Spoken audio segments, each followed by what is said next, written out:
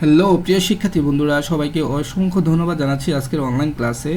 তো তোমরা জানো ইতিমধ্যে আমরা 44 পর্যন্ত এমসিকিউ আলোচনা করেছি আমাদের এমসিকিউ সেকেন্ড পার্টে। আজকে আমরা থার্ড পার্টে 45 থেকে আলোচনা করব। তাহলে চলো আমরা মূল আলোচনায় চলে যাই। তো এখানে প্রথম 45 প্রশ্নে বলেছে প্যারিটি বিট যুক্ত কোড কত বিটের হয়। আমরা প্যারিটি বিট মূলত হচ্ছে 8 নাম্বার বিট, এটা সর্ববামে 8 নাম্বার বিট বসে প্যারিটি বিট। এই প্যারিটি বিটের কাজ হচ্ছে মূলত কোনো সংখ্যার মধ্যে কোনো ইররকে ডিটেকশন করার জন্য, যাতে ভুল না হয়, এই কারণে মূলত একটা প্যারিটি বিট বা অতিরিক্ত একটা বিট ব্যবহার করা হয়। সেটা 8 নাম্বার বিট হতে পারে, সেটা 16 নাম্বার বিট হতে পারে, ঠিক আছে। তো সর্ববামের একটি বিট প্যারিটি বিট হিসেবে ব্যবহার করা হয়, সেটা হচ্ছে 8 নাম্বার বিটে, ঠিক আছে। এবার দেখো পরবর্তী প্রশ্নে বলেছে মেসেঞ্জারে ব্যবহৃত ইমোজি কোড এর মাধ্যমে উপস্থাপন করা হয়। এটা হচ্ছে ইউনিকোডের মাধ্যমে উপস্থাপন করা হয়। ইউনিকোডকে বলা হয় ইউনিভার্সাল কোড। ইবিসিডিআইসি কোড হচ্ছে extended binary code, decimal information code, তারপরে হচ্ছে বিসিডি মানে বাইনারি কোড ডেসিমাল। আর আজকে তো তোমরা জানো American standard code for information interchange, right. পরবর্তী প্রশ্ন বলেছে বাংলা বর্ণমালা কোন কোডে লেখা হয়। আমরা জানি বাংলা বর্ণমালা ডেফিনেটলি ইউনিকোডে লেখা হয়, ফাইন। পরবর্তী প্রশ্ন বলেছে ইউনিকোডের এটা তোমার সংখ্যা মনে না থাকলে সূত্রটা মনে রাখো 2^16। তো 2^16 যদি ক্যালকুলেটরে বসিয়ে দাও, দেখো আমি ক্যালকুলেটরে বসিয়ে দিচ্ছি।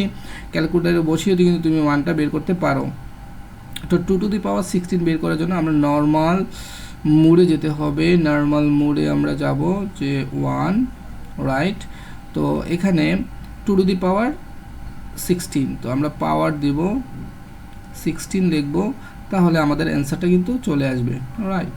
65,536 কোথায় আছে এটা? 65,536 এক্স্যাক্টলি। আশা করি তোমরা ব্যাখ্যাটা বুঝতে পেরেছো। এবার বলেছে ইউটিপি 8 নিম্নের কোন কোডে। দেখো ইউটিপি মানে হচ্ছে ইউনিফর্ম ট্রান্সফরমেশন কোড, যেটা ইউনিকোডকে ট্রান্সফার করতে পারে, সেটা হচ্ছে কোথায়? ইউনিকোডের মধ্যে আছে, রাইট। এবার পরবর্তী সংখ্যাটা দেখো, এটা আমি আগের প্রশ্নের ব্যাখ্যায় করেছিলাম। দেখো 1-এর সাথে 7 যোগ করলে 8 হয়, 7-এর সাথে এফ মানে 8-এর সাথে 7 যোগ করলে এফ হয়, এফের সাথে 7 যোগ করলে কত হবে? 16 হবে। এফের সাথে 7 যোগ করলে 16 হবে, ঠিক আছে। পরবর্তী, এটা আগের প্রশ্নের ব্যাখ্যা আমি করেছি, এখানে টাইম নিব না। এবার দেখো পরবর্তী প্রশ্নে বলেছে এত এর পরের সংখ্যা মানে 1 যোগ করতে হবে। তো 1 যোগ করলে এটা 20 হয়, ঠিক আছে। তারপর আমি একটু ক্যালকুলেটারে দেখিয়ে দিচ্ছি তোমাদের। দেখো কি নাম্বারটা কি দেওয়া আছে? Octal, right. তো অক্টাল নাম্বার যদি দেওয়া থাকে, অক্টালে আমার আছে, আগে এটাকে আমি অক্টাল ফরম্যাটে নিয়ে যাব। অক্টাল ফরম্যাটে, এখন তো আমি এটা মুডে চেঞ্জ করি নাই, সরি, আমি একটু মুড চেঞ্জ করে ফেলি। মোট আমরা 4-এ চলে যাব, ফাইন। আমি জানি তোমরা এগুলো জানো। অক্টাল হচ্ছে 17, আমি 70-তে ক্লিক করবো। পরের সংখ্যা জানতে চেয়েছে না, তার মানে +1 নর্মাল। তো এটা যদি অক্টালে +1 করি, দেখো আমাদের অ্যান্সার কত আসে? 20, এক্স্যাক্টলি 20 আছে কোথায়? রাইট, এখানে 20 আছে। দেখো পরবর্তী প্রশ্ন বলেছে এফএফএফ এর পরবর্তী সংখ্যা কত। তো এখানে 1 যোগ করলে পরবর্তী সংখ্যা পেয়ে যাব। তো পরবর্তী সংখ্যা 1-এ 10 0 0 10 0 1, তার মানে 001, এটাই অ্যান্সার হবে, ঠিক আছে। তোমরা ইচ্ছা করলে এটা ক্যালকুলেটরে বসিয়ে করে ফেলতে পারো।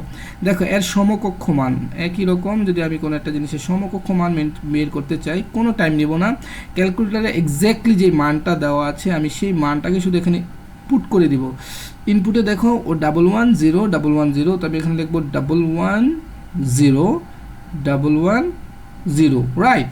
তো এটাকে আমি ক্লিক করব, ক্লিক করে আমি প্রথমে অক্টাল চেক করব। তো আমি অক্টালে প্রেস করব, অক্টাল দেখো কত আছে? 66, হ্যাঁ মিলেছে। তারপরে আমি ডেসিমেল চেক করব। তো ডেসিমেল কোথায় আছে? এই যে ডেসিমেল 54, হ্যাঁ 54 মিলেছে। তারপরে হেক্সাডেসিমেল চেক করব, হেক্সাডেসিমেল কোথায় আছে? এই হেক্সাডেসিমেল 36, তার মানে তিনোটাই রাইট, তার মানে আমার উত্তর হবে ক খ গ। তোমরা এইভাবে বের করবা, তাতে টাইম কম লাগবে।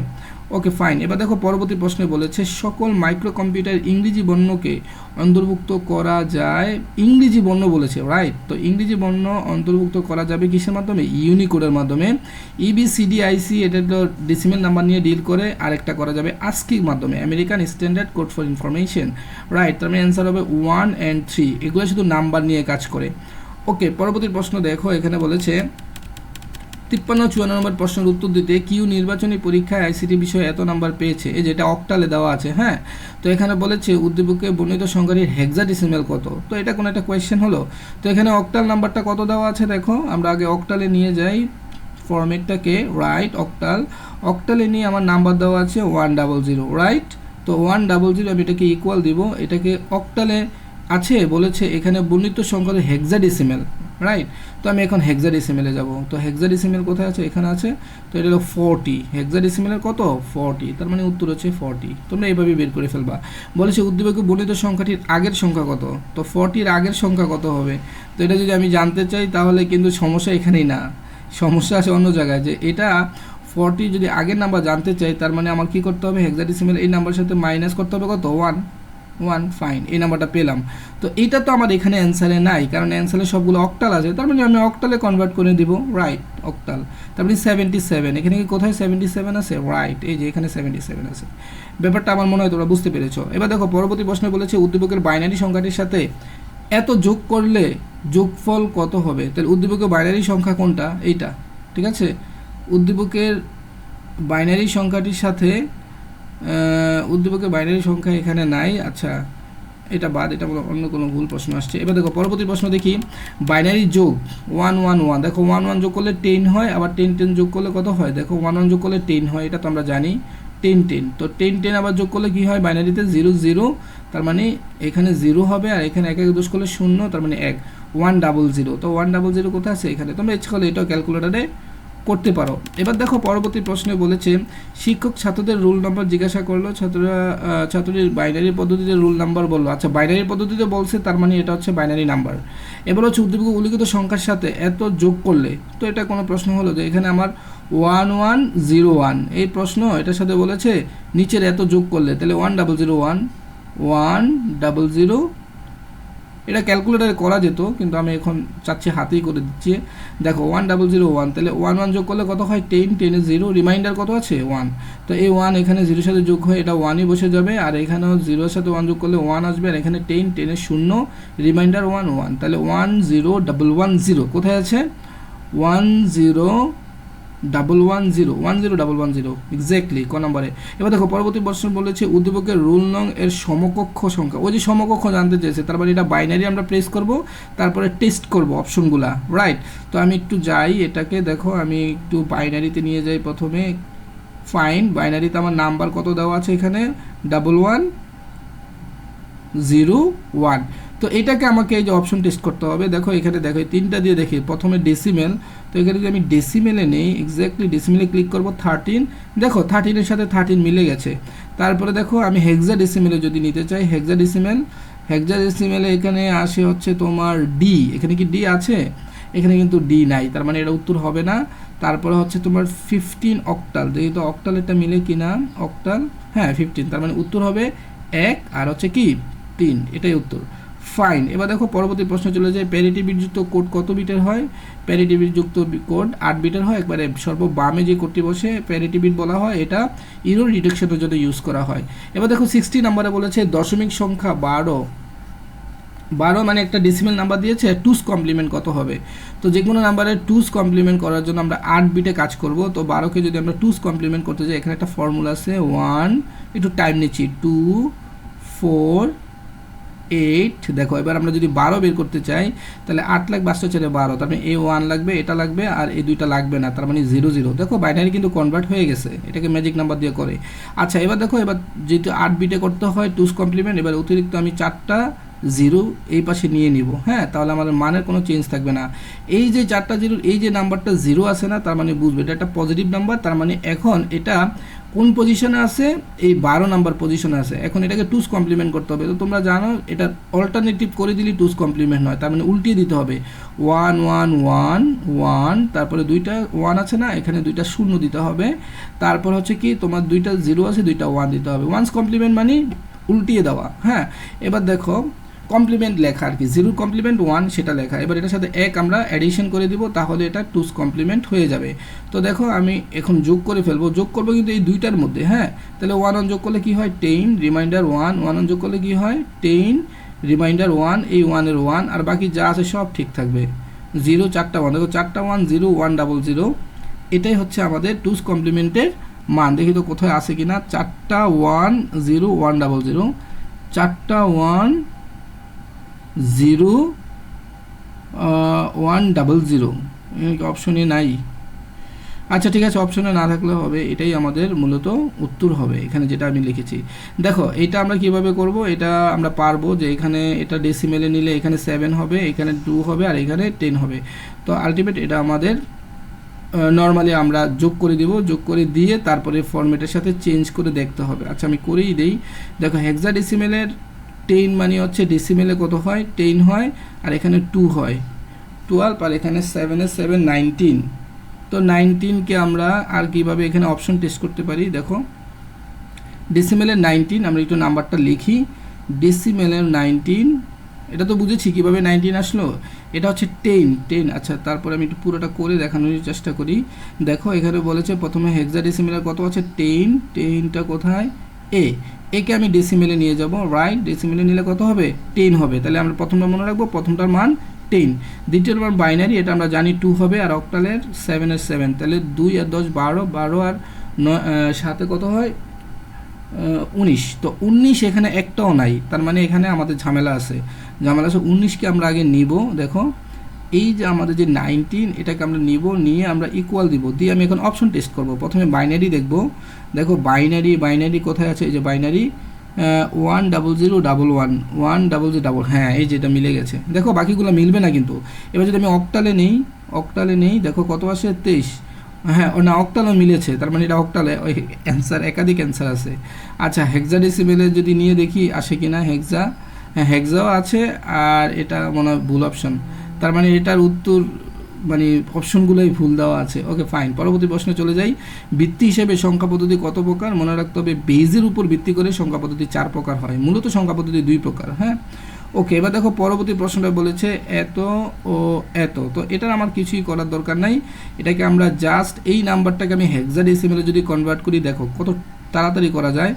তো এইটা 10, এটা 2 যেহেতু দেওয়া আছে, এই নাম্বারটা মেবি 1 হবে, এখানে ভুল আছে। হ্যাঁ কারণ 2 তো হবে না, বেস 2 এর মধ্যে কি কখনো 2 হয়, তাহলে 101, এটাকে যদি আমি হেক্সাডেসিমেলে কনভার্ট করি তাহলে কত আসে 124, তাহলে 124, 4 আর 1 5, তার মানে এখানে হবে আমার 5।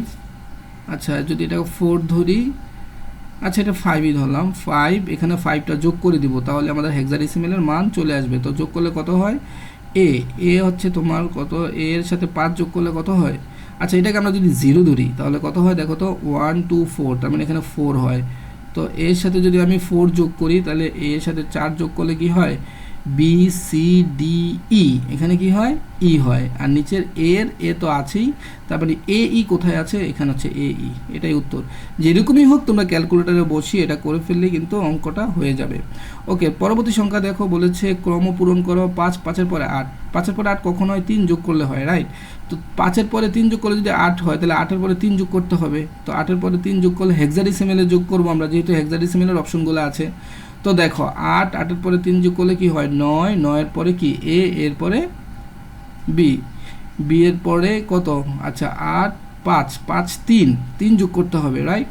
তো 3 যদি যোগ করি, দেখো আমি একটু ক্যালকুলেটারে দেখাচ্ছি যে 8-এর সাথে যদি 3 যোগ করি হেক্সাডেসিমেলের কত হয়, হেক্সাডেসিমেলের কত হবে 8-এর সাথে 3 যোগ করলে, ওকে ফাইন। তো হেক্সাডেসিমেলের 8-8-এর সাথে আমরা 3 যোগ করব, যোগ 3, তাহলে কত হয় অ্যান্সারটা, বি হয়, অ্যান্সার হবে বি। এখানে বি নেই কিন্তু অ্যান্সারটা বি হবে এই ক্রম, তবে ক্রমটা অনেক ছোট দেওয়া আছে, আরও বড় মনে হয় ছিল। আচ্ছা দেখো পরবর্তী প্রশ্নে বলেছে 25-এ বলেছে এত এর 1-এর পরিপূরক, তার মানে এই মানটাকে আমরা প্রথমে কোথায় নিব, বাইনারিতে নিব, বাইনারিতে নিয়ে তাকে উল্টিয়ে দিব, তাহলে আমরা এটার উত্তরটা পেয়ে যাব। ওকে দেখো পরবর্তী প্রশ্নে বলেছে যে এত এর পূর্ববর্তী মান কত, তো হেক্সাডেসিমেলের এতের পূর্ববর্তী মান হচ্ছে এফ, এক বিয়োগ করবা, বিয়োগ করলে তুমি পূর্ববর্তী মান পেতে পারো। তারপর আমি একটু দেখাচ্ছি যে হেক্সাডেসিমেল, দেখো এই হেক্সাডেসিমেলের আমার প্রথমে আমি 10 নিলাম, এখানে যেভাবে দেওয়া আছে ইকুয়াল দিলাম 10 মাইনাস কত 1, দেখো তাহলে কত আসে, অবশ্যই এফ আসবে, রাইট, এই যে এফ চলে আসছে। এবার দেখো পরবর্তী প্রশ্নটা বলেছে এত এর বিসিডি মানে বাইনারি কোডের ডেসিমাল, আর বিসিডির সংখ্যাটা হচ্ছে 1248, তোমরা জানো এই 4টা নাম্বার দিয়ে আমরা বিসিডি কনভার্ট করব। তো এখানে দেখো 2কে যদি আমি 4 বিটে কনভার্ট করতে চাই, তাহলে 2 শুধু এইটাকে দরকার হয়, বাকি একটাকে লাগবে না, তার মানে 2টা 0 আর একটা 1 আর এটাও 0। আবার আছে কি আর এটা হচ্ছে 7, তো 7 বানাও, 4 2 6 6 রেখে 8, তার মানে এটা 0, বাকি সবগুলা 1। তার মানে আমার উত্তরটা কি হবে দেখো, প্রথমে উত্তরটা হবে 0 1 1 1 0 1 0।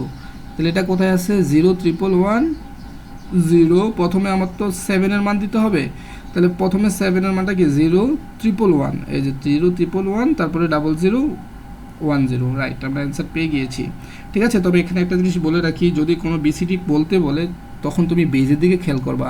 বেজ যদি ডেসিমেল না হয় আগে তোমার ডেসিমেলে কনভার্ট করতে হবে, দেন কিন্তু বিসিডি মান বের করতে হবে, না হলে কিন্তু প্রশ্ন উত্তর হবে না।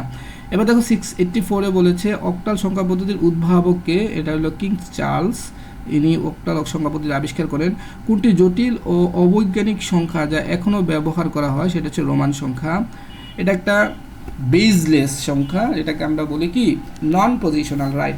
গণিতে শূন্য একটি সংখ্যা হিসেবে প্রথম ব্যবহার করে কারা, শূন্যকে প্রথম ব্যবহার করে ভারতীয়রা। ঠিক আছে, তারপরে আমাদের প্রশ্ন প্রায় শেষ। এবার বলেছে সংখ্যা পদ্ধতিকে প্রধানত কয়টা ভাগে ভাগ করেছে, 2টা, একটা হলো পজিশনাল আর একটা নন পজিশনাল। মনে রাখতে হবে এ লেটারের আজকে ভ্যালু হচ্ছে কত 97, এটা আমরা ডেসিমেলে এটার মান হচ্ছে 97 মনে রাখতে হবে, আর বড় হাতের যেটা সেটা হচ্ছে 65, এই দুটো মনে রাখতে হবে।